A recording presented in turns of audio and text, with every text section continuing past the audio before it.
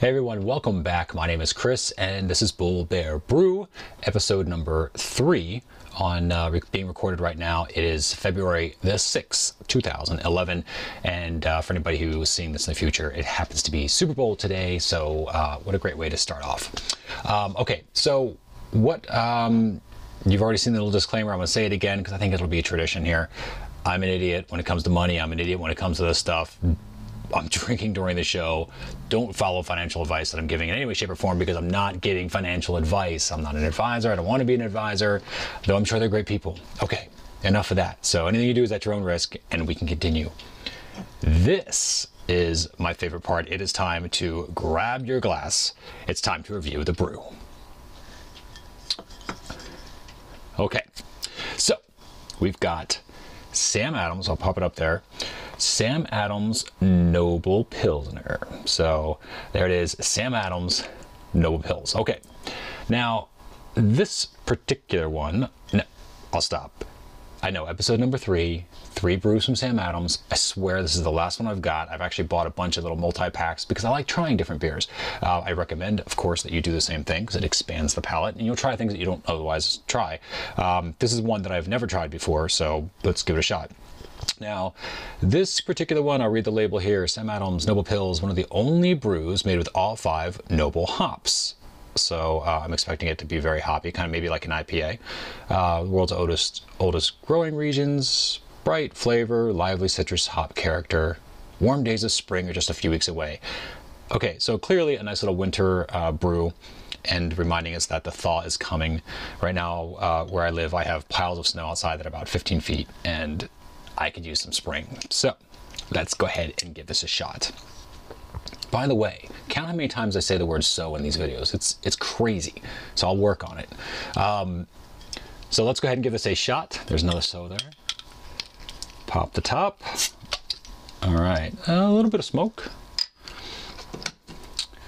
And we'll go ahead and give our Sam Adams a pour here.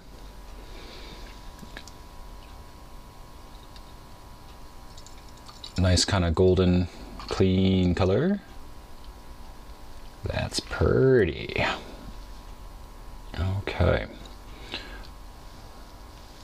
So there we go. Put the bottle down. Okay, so there's our kind of our golden color. It's got a nice little head to it, nice bit of foam. Kind of a white, creamy color.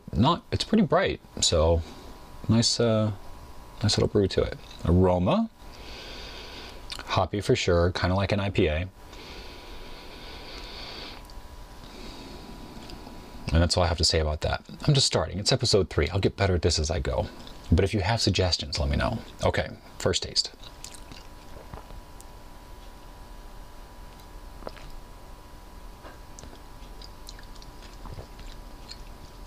That's good. I like beers that sort of taste you back a little bit, and this one's got a little bit of a bite to it. Let's give it one more.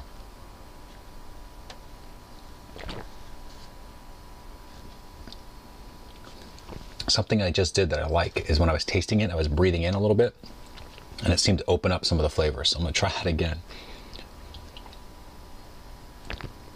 But that's really good. So the Noble Pils, I would say, let's give it 4.5 out of 5 stars. I like this, and I don't normally like the yellow beers. I like something that's got a little darker, like the ambers, the bocks, the stouts, oatmeals, stuff like that. But you already know about the Scottish ales. But this is something I like. So again, it's got some body to it. It's got some character. It's got some fit, a little bit of bite. So recommended. Okay, next week I promise I will have a completely unique beer, not Sam Adams. Though, thank you, Sam Adams, for creating the market and helping all the rest of us along. Okay, that's all I have for now. That's the brew. Now let's dive into the charts and take a look at what's ahead of us for this week. Okay, this is officially take 2. I know that you didn't see the first one, but for whatever reason, I went through this entire thing and it didn't record, or I went to save it and screwed up, but whatever. So we're going to go through this again. ACLS is the first one. The good news is that I at least have the comments already set up, so you don't have to watch me type the comments. I put this in and I'm looking for a buy maybe around 225 if it pulls back a little bit. Mostly because I just needed to do that. So I like the month, or I like the, let me switch this back here. I like the weekly chart, or the daily and the monthly chart. The weekly chart, not so much. It's coming down a little bit. So that's why I'm looking for the pullback. ALU right around $3. And this right in here. So this was something, again, buy at $3 if it pulls back a little bit. Mostly because I think the daily's going to. Staring up a little bit. I don't know if it's got enough momentum to pull up. So we'll see. BPOP, popular. So this is this little banking company. Again, looking for a pull near $3 in this particular case. Citigroup, the bank we know and love. Looking for a little pullback as well. Just momentum doesn't seem to be in its favor. So if it gets around 450, with all of these, if I see it at 450, it's not an instant buy. It's just something I look at, and then I reevaluate. I look every day at these stocks like I've never seen them before. And if you do that, I think when you're reading charts, it actually helps you out a lot. Coco. So this is the, now this is something I noticed too. This is right when all the news was hitting about how the colleges, all these paid for-profit colleges actually had to teach people. And when they started to have to do that, all the money went away because the government wasn't going to fund them if they didn't. And so this one's just something I think it's just way too hot. So this won't reverse. I think this is just too hot. And when I say too hot, I'm going to edit this real quick. When I say too hot, it means just too newsy, something cataclysmically altering the industry. Stay away from it. It's not worth it. This, you can play conservative and only trade, 20 times a year and have some very profitable trades that will double your money, which is the goal. And has been the experience recently, so that's been good. Okay, so this one we looked for, again, about $1. I would also like to see this one trend up a little bit over that before I buy, because I think these momentum indicators give you kind of a, in this case, I'm looking for a floor that I can bounce off of instead of a ceiling that I'm up against. So this might be a ceiling. We'll have to see. DHT, just going to watch this one for a little while. And mostly because of that gap. So that's where we're going to watch that. I don't like gaps. What can gap up can gap down. So, and vice versa. Triple E, Evergreen Energy. This one, again, whoever bought it down here, just congratulations. Done a ton of good investment there. But, and this still has legs. But I still want to have a nice little pullback. So, just because it jumps so high so fast, it really could do wonders. And this might be one that I really want to watch for it to come back. And I might raise that up depending how this stock continues on. But right now it's close to its range. This particular one, and this is actually, let me go back real quick. This is something that's interesting. You see how fast that moved, what the average monthly range is on this particular stock. And then all of a sudden you get this. It's amazing. So next, Eastman Kodak. Oh, and one other thing. Because this has moved so fast, this is only the 6th of February. This is basically a week's worth of movement.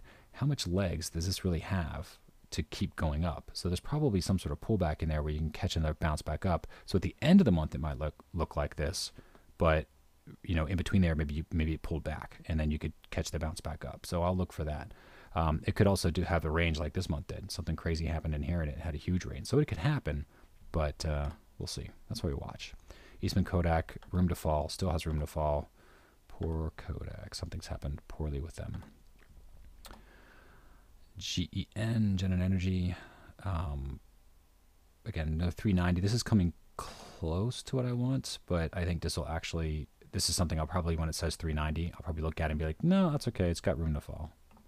But we'll see.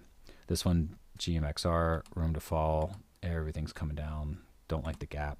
So we'll stay away from that. HOV might be bottoming out at 4. And there's that.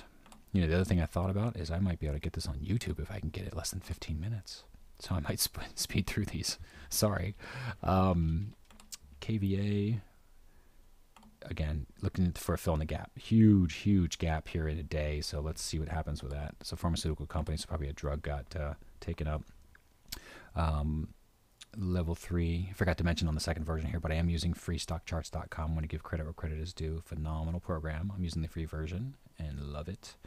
Level 3, I still have that buy-in for 105. I don't think I'm going to hit that this week, but we'll take a look. The trap is still set. Oryx, too hot with the gap, automatically done. Rad, this is Rite Aid. I still have the buy-in for 95 cents, so we'll see. As it gets closer to 95 cents, I might change that, but for now, that trap is still set. And those are the only two traps I have right now. Sirius, I like the momentum. I adjusted this to kind of bounce up if it gets near 150, so this might come back a little bit, and then I can take a look at Sirius. Could be interesting. But again, right around 150, I think, for a buy. Mostly because, again, I'm looking for 10% gains. Nice, short, sweet 10%.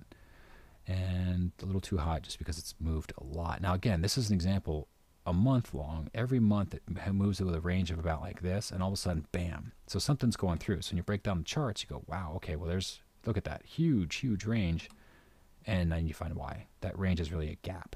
So because that gap is there, it's kind of a faulty signal in my case. And again, it could be perfect, but anything that jumps up that far that fast, I stay away from. Too hot.